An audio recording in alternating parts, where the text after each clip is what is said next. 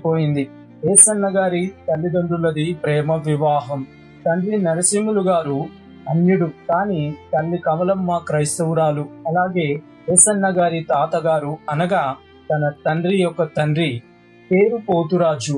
ఆయన పూనకం వచ్చినప్పుడు మేకలు గొర్రెల గొంతు కరచి రక్తం త్రాగేవారు.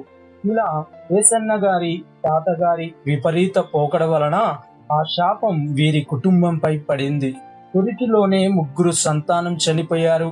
అలాగే 10 సంవత్సరాల వయసు నుండి 17 సంవత్సరాల వరకు ఏసన్న గారికి రక్తపు వాంతులు అయ్యేవి.